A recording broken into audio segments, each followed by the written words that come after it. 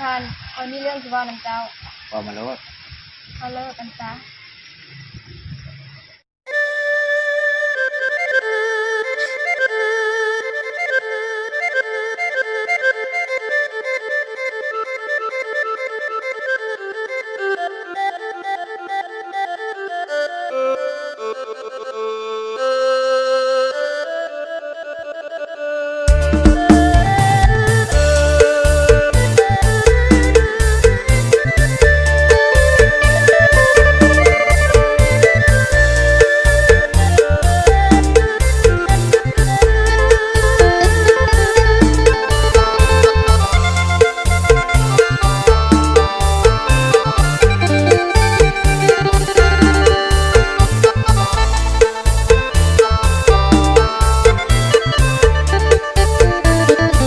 เจ็บใจแห้งแท้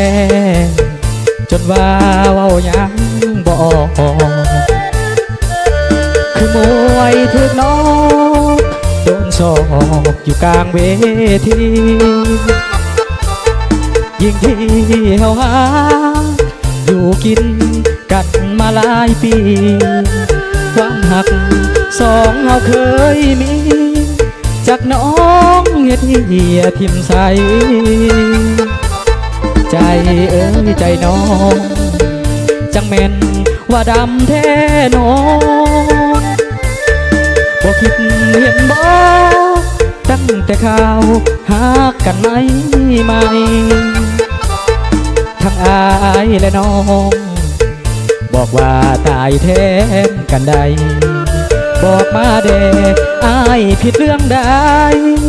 เจ้าจึงเหตุได้ลงคอเจ็บใจจนอายอยากห้องดังให้คนเขาทังว่าอายยังลืมน้องบ่ได้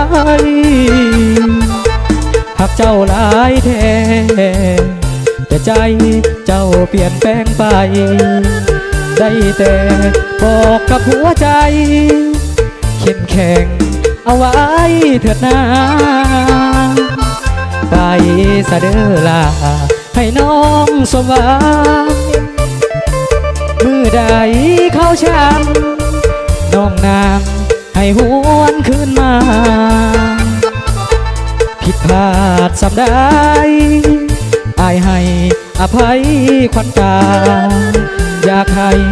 น้องนั้นรู้ว่าอายปรารถนาหากน้องคือเก่า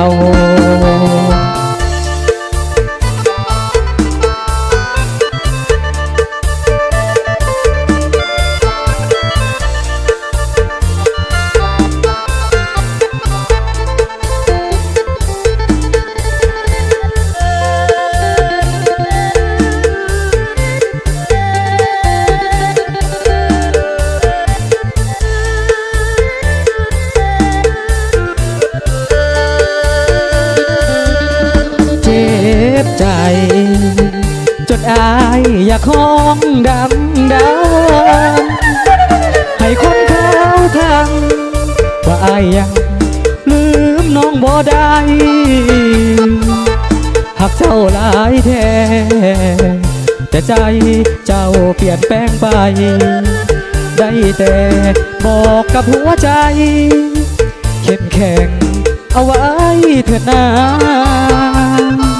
ไปซะเด้อล่ะให้น้องสมหวังมือใดเขาช้ำน้องนางให้หวนคืนมา